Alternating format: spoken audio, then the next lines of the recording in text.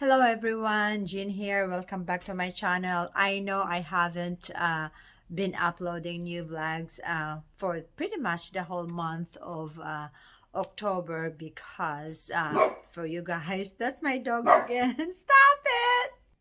Sorry about that, guys. So anyway, that's the reason why I haven't been vlogging for the whole month of October because if you guys have seen my live streaming also, our family was got hit with COVID virus, actually two of my families this time.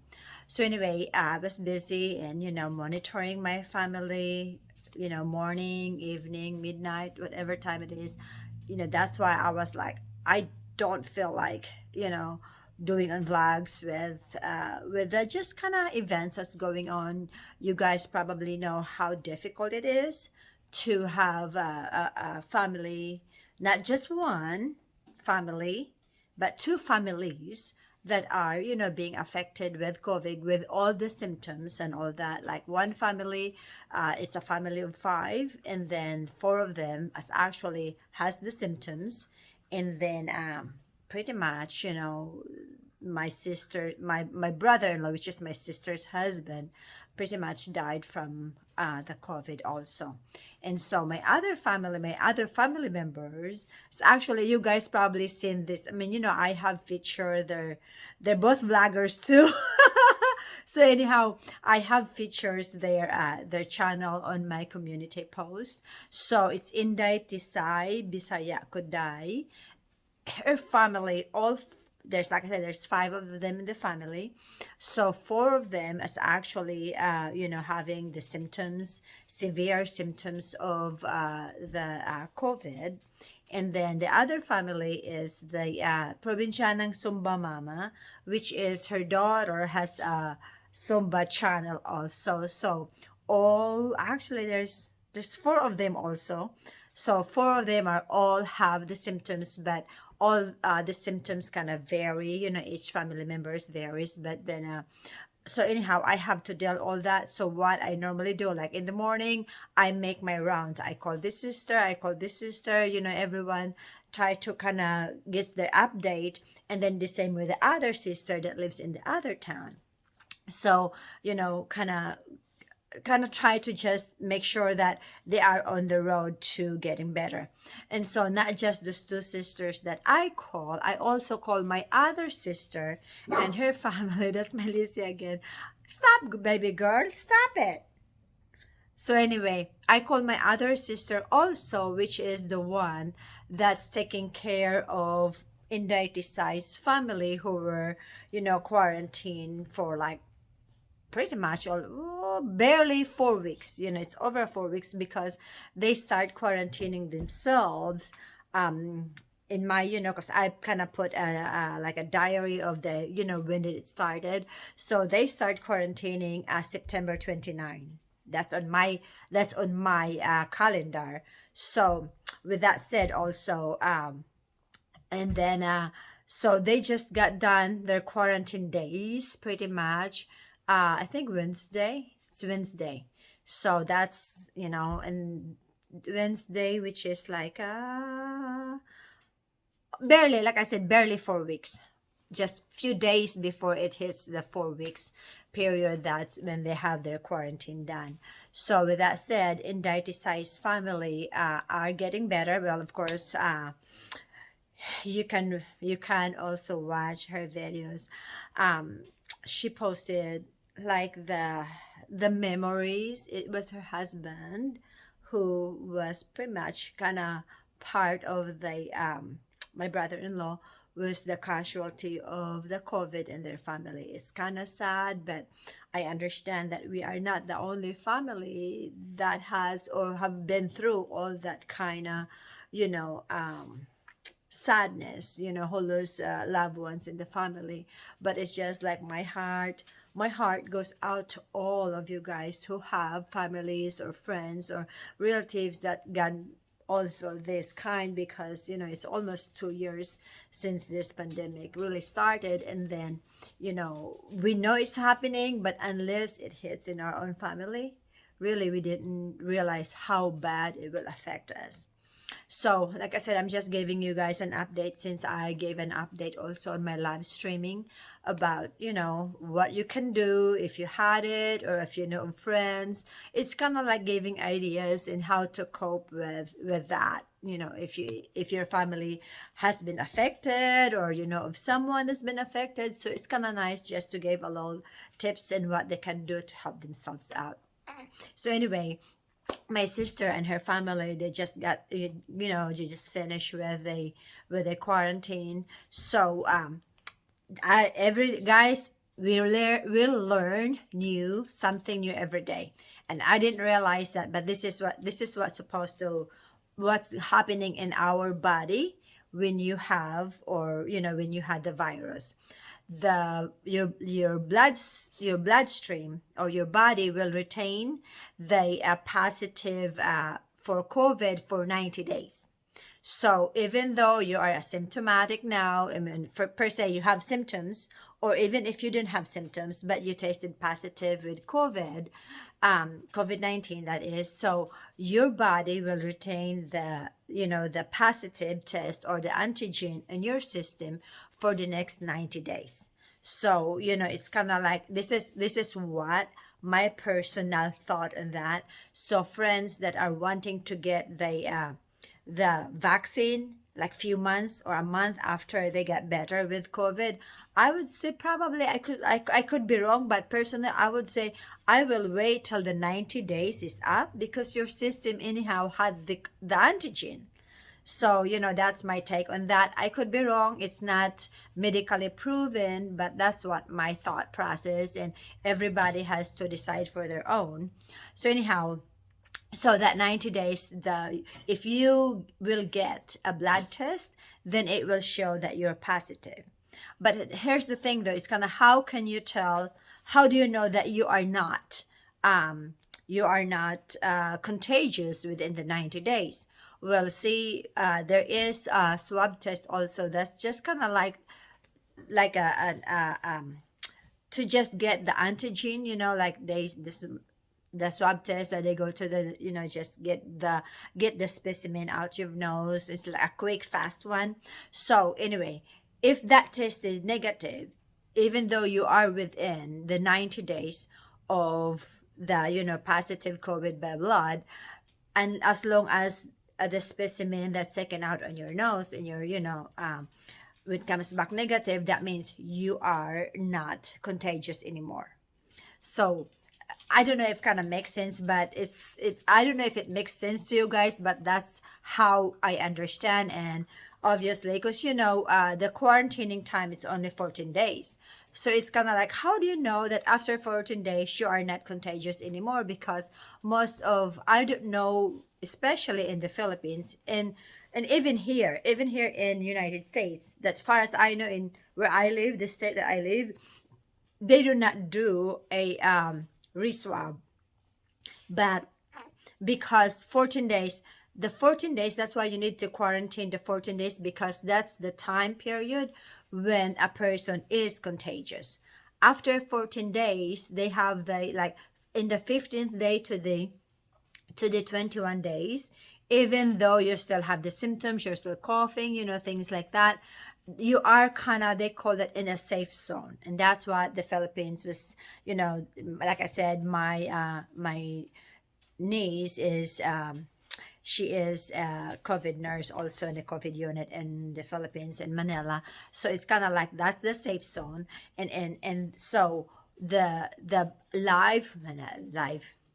the infectious time is within the 14 days. And then after that, obviously, supposedly, the virus will kind of slow down replicating. So it's kind of dying down. So that's the lifespan. I guess it's kind of, so to speak, in many words, that's the lifespan of the virus. The 14 days are the crucial time when either it will, you'll get better, or you go the other way. So with that said, my sister and I were just talking about it yesterday, and she says, she says, quote unquote, says that her husband did not get to 14 days, and the 13 days, that's one is like, that's why he expire. So anyway, so now, like I said, back to my sister, since their quarantine days are done. So what they did, I told them that although, but my sister is still taking. So even though the quarantine days end on Wednesday, but her second dose of antibiotic for her double pneumonia did not end until Saturday. So I was telling her that, even though you are free to go about your business or go out in the public, I said, it's for the safety for other people, that I don't want, we kind of agree that we don't want to infect other people just in case. So just in case that they are still contagious, even though the 14 days is gone. So I said, just go ahead, finish your antibiotic on Saturday, and then you can do another test by then to make sure before we let you out, so to speak. So that's what we did. And also, on Saturday, which is her last antibiotic dose for the 10 days, the second round. So she has a pulmonologist follow up also. So it's her last day for the antibiotic. She has a pulmonologist follow up. And then we went ahead and did the swab test for antigen. So pretty much with her pulmonologist follow up, she wasn't given any more antibiotic, but she was given some more, kind of like to relieve, because she still cough a little. So that's what's gonna happen. She was given some more of the mucolytic, things like that, and kind of more like so to speak, vitamins for the lungs, things like that, to help her out and a little bit. And then the doctor also ordered another chest X-ray.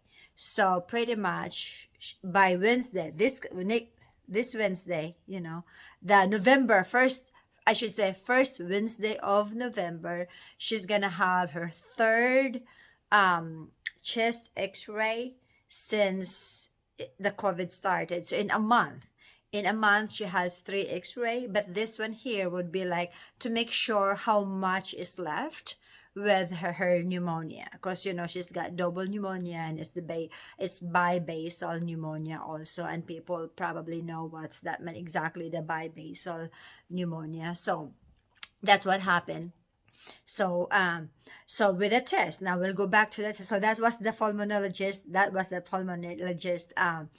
follow up. Now with the antigen test also, it comes back negative. So meaning that they are not contagious. That means she can be with people already. So, like family members and things like that. But I always keep telling them, it's all of them. I said that, even though you are not contagious anymore, you still have to wear mask, not just her, but all of the family members, if they, because of course, my other sister and her family are the one taking care with them also, because just think about it, they were quarantined for 3 weeks, over 3 weeks. So they're sending them, bringing them food for breakfast, bringing them food for lunch, and bring food for dinner also. And sometimes what my sister does, especially when she got busy, because my other sister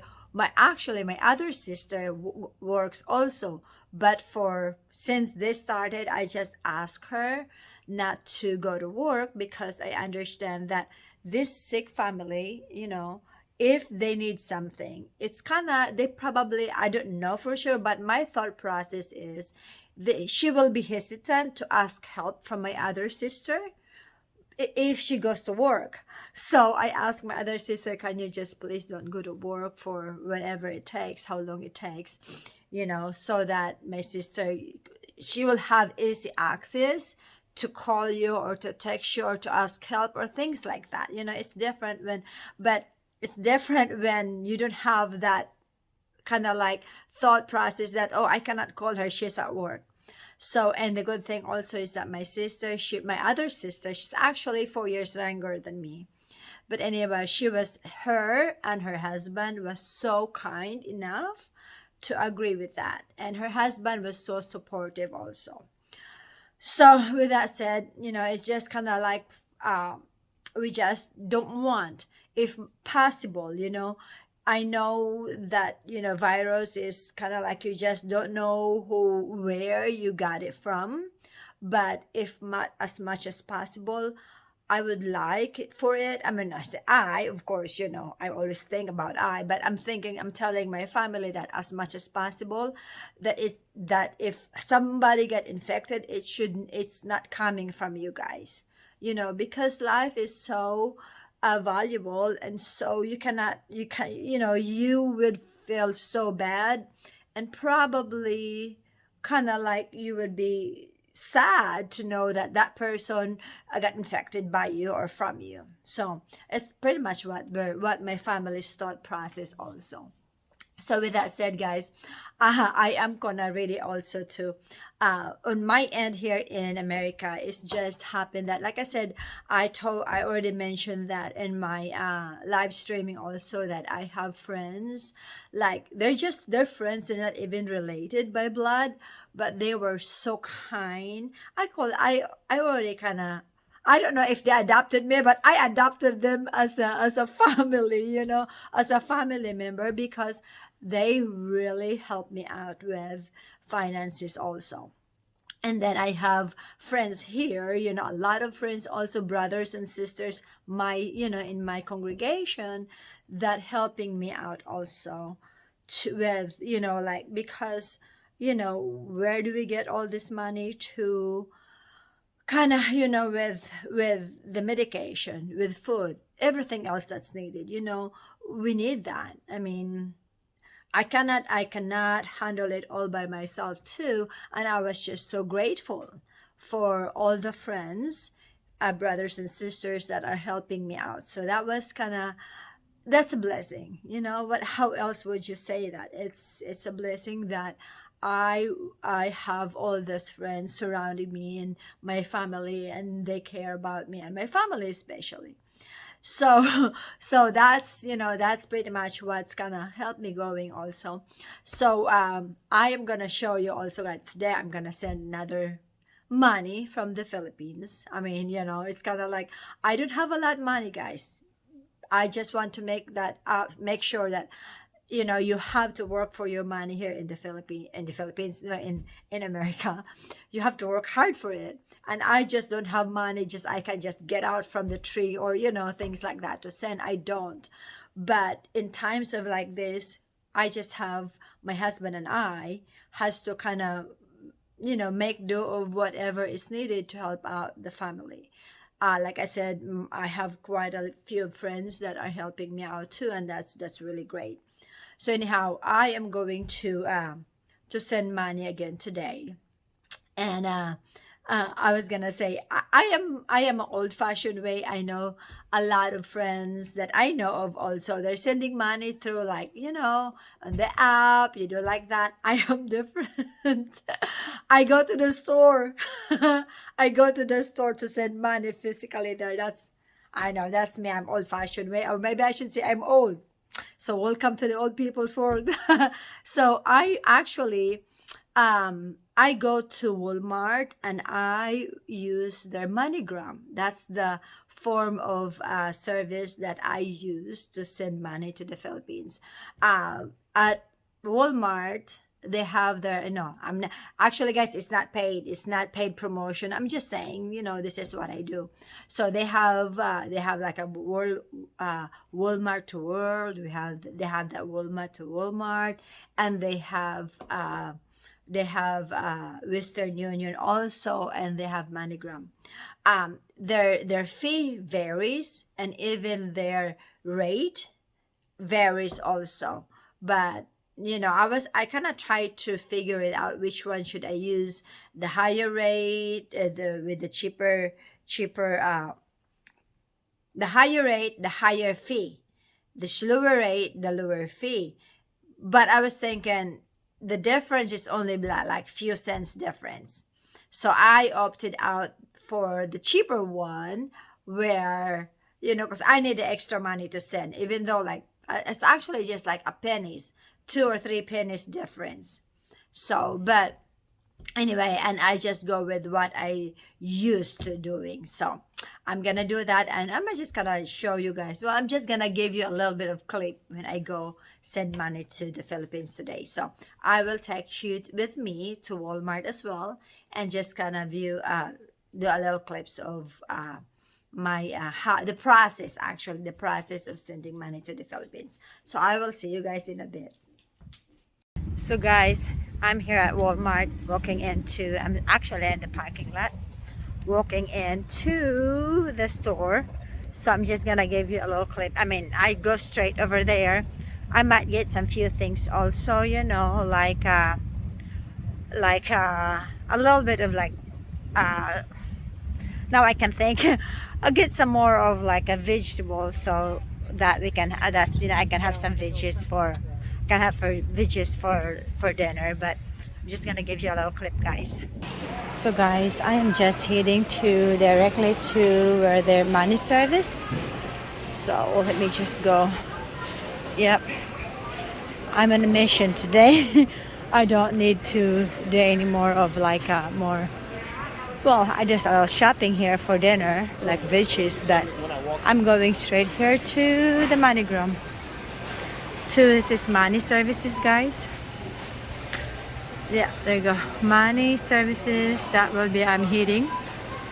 So I'm going to send money to the Philippines, please. It's, hang on a second. ID.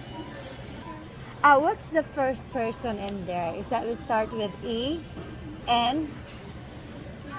Okay, and there's the middle name in there.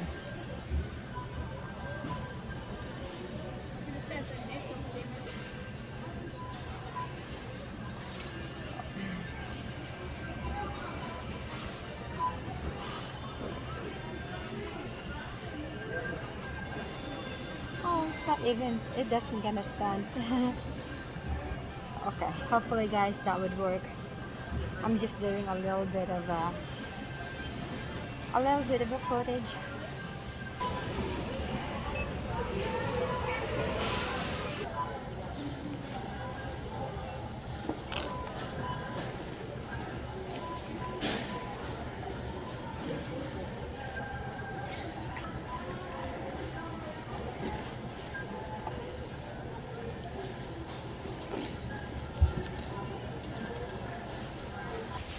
So guys, that's done. So what I'm gonna do, I'm just gonna get some veggies.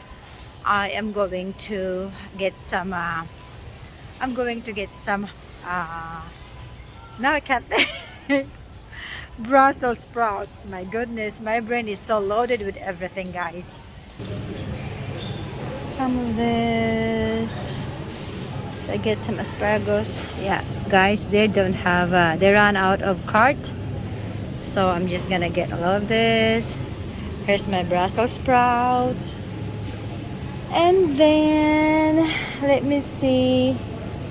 I'm gonna get one of these two. That's kind of small ones. Let me see. I'm just gonna, like I said, do a fast look through her, guys. I'm in a hurry, of course. Just gonna go get some kind of cereal, guys. I'm going to get this oatmeal, not the instant one, because my husband says it's kind of tear up his stomach. So wow, okay, I'm not gonna get these big ones because it takes a while to finish it. So I am just going to steel oats. What's the difference? Oh, that cooks in 3 minutes. So guys, this is it. I am so done. So guys, I just got that done. I'm still on my truck. I mean, you know, but I'm just gonna show you also while I was there, I went ahead and just get some few things, you know, especially for our, you know, I'm gonna fix dinner tonight. So let me just show you guys. So I went ahead and got this mini wheats. That's my husband's favorite, and I got 2 of that so that I didn't have to come back so often. And then I went ahead and got this Quaker oats. It's kind of like it's an old-fashioned way, not the instant one. My husband says that seems like the instant kind of tear his stomach up. So I'm gonna try to do that for his morning breakfast. And then here's my veggies for tonight. I went ahead and got me some Brussels sprouts. What I'm gonna do with this, guys, I will cut this in half and then toss it with olive oil and salt and pepper and put it in the oven. It's like a roasted Brussels sprouts. That's pretty much what it is. That's pretty much how I'm gonna fix it. You know, just cut it in half, drizzle or mix it with olive oil and salt and pepper, and then this is my favorite, of course. You guys have seen me using asparagus. I like asparagus too much. And then just bell peppers. Bell peppers, oh anyway, bell peppers. I got these 2 bell peppers, and I got 2 of these jalapeno also. I like hot stuff, guys. So that's what I have for today. Like I said, guys. But it's been a while, and I'm just gonna do the vlogs a little each time. I mean, not all each time, whatever I can when I have time and my day off and things like that. But I will be doing this from now on again, back to my normal routine. But also, even though my family are on the and then on mending, you know, like on the way to recovery, still I would still do my rounds of calling them, monitoring them, just to make sure that, you know, everything's doing well, especially with the kids also. You know, kids are resilient, but then we still need to make sure that, you know, they are on the way that, you know, they can grieve properly and, you know, life move on and things like that. But it's just one of the things that is not, we're not prepared for anything, guys. We just have to do the best we can and to cope the best we can, and with God's help, that's all what we need. So I thank you so much, guys, for watching my vlogs for today. I really appreciate you are patient enough to kind of wait for my next vlogs after all this. It's only been a month, so you know, the healing process really takes a while. But sometimes vlogging makes it also kind of break the monotony, so, or the whatever things that we might feel, just kind of like get away from the real world. So thank you so much, guys, again, and I will see you guys in my next vlogs. And please, you guys, be careful, take care of yourself, do as much as you can. I always tell my family, even those who have not exposed to the virus, I always tell them it doesn't hurt you to do steaming inhalation once a day. Like, you know, before you're going to bed, just do steam inhalation. So, in other words, magtuog day. So, you know, whatever we can do to help ourselves out. Breathing exercises, even though you're not exposed to the virus, just prepare your lungs, so that, because the virus are so cunning that it will go straight to the lungs before you know it. So, you know, keep that lungs, you know, prepare for whatever may come, but then also prepare ourselves, and then protection. Prepare yourself, protect. Hand sanitation, PPE, all that good stuff while we are still in this pandemic. So thank you guys again. See you later. Bye.